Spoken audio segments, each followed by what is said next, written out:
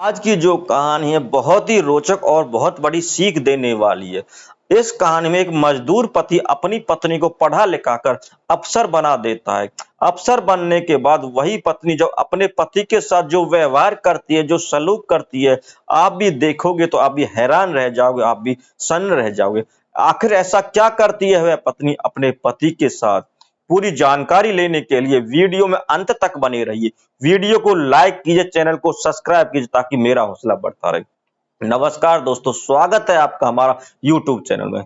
यह घटना झारखंड की है। आज से 2 साल पहले की बात है। नीरज नाम का शख्स होता है, वह कारपेंटर का काम किया करता था। उसकी एक ऋचा नाम की लड़की से मुलाकात हो जाती है और उन दोनों की मुलाकात इतनी आगे बढ़ जाती है कि दोनों में बहुत ही गहरा प्यार हो जाता है और प्यार इतना आगे बढ़ जाता है कि दोनों एक दूसरे से शादी करने के लिए तैयार हो जाते हैं। जब दोनों अपने घर वालों से शादी की बात करते हैं तो नीरज के घर वाले तो शादी के लिए मान जाते हैं, लेकिन ऋचा के घर वाले नीरज के बारे में जब पूछते हैं कि निकली लड़का क्या करता है तो ऋचा बताती है कि वह एक कारपेंटर का काम करता है। यह बात सुनकर उसके घर वाले मना करते हैं और कहते हैं कि यह कारपेंटर का छोटा सा काम करता, तुझे क्या खिलाएगा, क्या पिलाएगा, तुझे कहाँ रखेगा, यह तो तेरे जरूरत के सामान की पूर्ति नहीं कर पाएगा।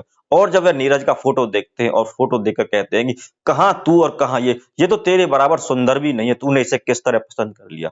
वो इस तरह कहते और ऋचा से कहते कि हम तेरी इससे शादी नहीं होने देंगे। अब जो ऋचा होते, ऋचा को नीरज का प्यार का भूत सवार होता है। वह हर हाल में अब नीरज से शादी करना चाहती है। वह अपने घर वालों के खिलाफ जाती है और मंदिर में जाकर नीरज से शादी कर लेती है। बड़े धूमधाम से दोनों शादी कर लेते हैं। फोटो खींचे जाते, फोटोग्राफर आता, वीडियो फिल्म बनाई जाती, बड़े धूमधाम से दोनों की शादी होती है। शादी हो जाने के बाद नीरज और ऋचा दोनों किसी दूसरे शहर में जाकर किराए के मकान में रहने लगते हैं और नीरज वहीं पे जाकर अपना कारपेंटर का काम शुरू कर देता है। अब कारपेंटर काम शुरू करता है, उससे जो कमाता है उससे ही अपना और ऋचा का शौक पूरे करता है और खाने पीने का इंतजाम करता रहता है और मकान का किराया देता है। लेकिन एक दिन ऋचा के मन में ख्याल आता, वह कहती है तू पढ़ने में बहुत होशियार है, तू अगर पढ़ना लिखा शुरू कर दे और सरकारी नौकरी हासिल कर ले तो इससे हम दोनों के जीवन में बहुत ही फर्क पड़ेगा और हमें जीवन जीने में बहुत आसानी हो जाएगी। इस तरह सोचती रहती है। जब यह बात वह अपने पति नीरज को बताते, नीरज भी बहुत खुश होता है। अगर तुम पढ़ना चाहती हो तो पढ़ो। वह कहता है तुम सरकारी अफसर बन जाओगी तो मुझे भी अफसर की पति होने में मुझे भी बहुत गर्व होगा। मैं भी अपने आप में बहुत ही खुशी महसूस करूंगा, मेरी भी इज्जत बढ़ जाएगी। और वह कहता है कि तुम पढ़ो, मैं तुम्हारा सारा खर्चा उठाऊंगा, मैं दिन रात मेहनत करूंगा और तुम्हें पढ़ा लिखा के एक अफसर बना के रहूंगा। अब जो है ऋचा जो पढ़ाई लिखाई शुरू कर देती है, वो कॉलेज में एडमिशन ले लेती है और नीरज भी दिन रात मेहनत करता है। वो दिन देखता है ना रात देखता है और उसके सारे खर्चा उठाता, अपना पेट काट काट कर उसके पढ़ाई की खर्चे उठाता रहता है। अब ऋचा जो है खूब पढ़ती है, दबा के पढ़ती है और पढ़ पढ़ के इतनी आगे निकल जाती है कि एक दिन सरकारी नौकरी के फॉर्म निकलते हैं और फॉर्म भर देती है। फॉर्म भरने के बाद उसका टेस्ट होता है, रिजल्ट आता है और ऋचा जो है पहले नंबर से पास हो जाती है और वो बहुत ही ऊंचे रैंक से पास होती है। अब जब यह पास हो जाती है तो नीरज बहुत खुशी मनाता है और भगवान से हाथ जोड़कर प्रार्थना करता है, हे भगवान, आपने मेरा लाज रख ली, मेरी मेहनत और कड़ी तपस्या की आपने लाज रखी। वह भगवान का कोटि कोटि धन्यवाद करता है। लेकिन अभी ऋचा का जो है ऑफर लेटर नहीं आया था, जिसमें उसे यह नहीं पता था उसे किस शहर में जाके ड्यूटी ज्वाइन करनी है।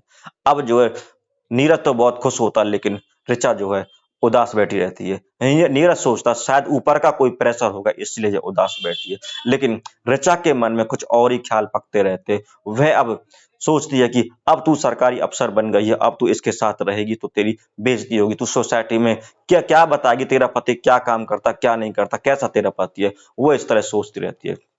और एक दिन वह अपने पति से कहती है कि मैं कॉलेज जा रही हूँ, मुझे कोई काम है, अब मैं वापस नहीं आऊंगी। लेकिन उसका जो पति जो नीरज होता है वो उसकी इस बात पर ध्यान नहीं देता है और वह अपने काम में लगा रहता है। अब ऋचा जो है चली जाती है और सुबह से शाम हो जाती है, लेकिन ऋचा अपने घर वापस नहीं आती है। जब सुबह से शाम तक ऋचा अपने घर वापस नहीं आती है तो नीरज अब उसे इधर उधर ढूंढना शुरू कर देता है। उसके पास फोन करता है, फोन भी उसका बंद आता है और अपने रिश्तेदारों से पूछता, यार दोस्तों से पूछता, उसके संग सहेलियों से पूछता कि तुमने ऋचा को कहीं देखा है? लेकिन कहीं से उसकी कोई खबर नहीं लगती है।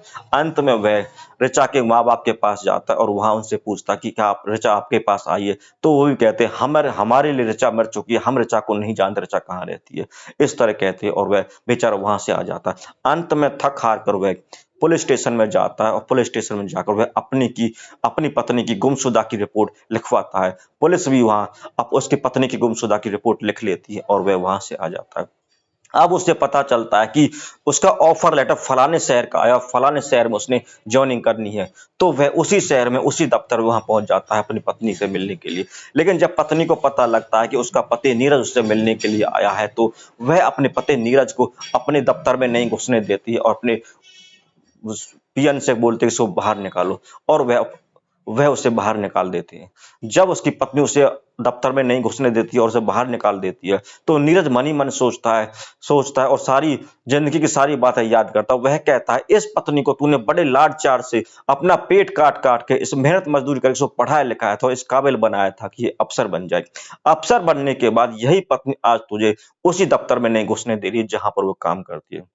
दरअसल दरअसल ऐसा हुआ था कि जो ऋचा होती है, ऋचा जो अपने घर वालों के बहकामे में आ गई थी, वह घर वालों से मिलती है, वह उसके घर वाले बोलते हैं, अब तू एक सरकारी अफसर बन गई है और तू सोसाइटी में तेरी भी इज्जत है। अगर तू अपने सोसाइटी में अपने स्टाफ में यह बताएगी कि तेरा पति एक कारपेंटर है, तो तेरी बहुत बेइज्जती होगी, तेरी कुछ कोई इज्जत नहीं करेगा। तू अपने पति नीरज को छोड़ दे, अब तू इस लायक हो गई तो उससे कोई भी लड़का शादी कर सकता है, किसी भी अफसर से तू शादी कर सकती है। और वह अपने घर वालों के इस बहकावे में आ जाती है और वह उसे छोड़ देती है और इसलिए उसे दफ्तर में नहीं घुसने देती है। नीरज भी अब वहां दफ्तर से बाहर निकलता है और वह भी प्रेस वालों को बुलाता है और प्रेस वालों को अपनी सारी घटना जो उसके जीवन में बीतती है वो सारी बातें बता देता है और वह वहां से आ जाता है।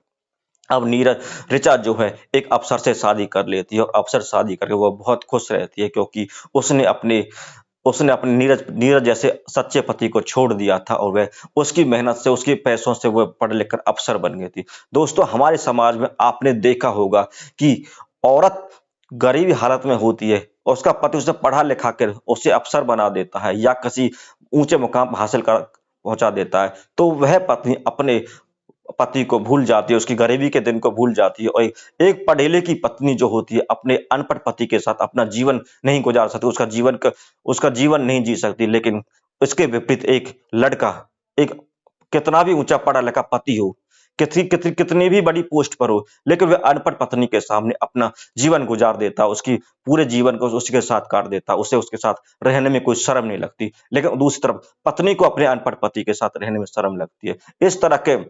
इस तरह की घटनाएं हमारे समाज में होती रहती हैं और हम इस तरह की घटना आपके सामने लेकर आते रहते हैं। आपको हमारी यह कहानी कैसी लगी हमें कमेंट करके जरूर बताएं।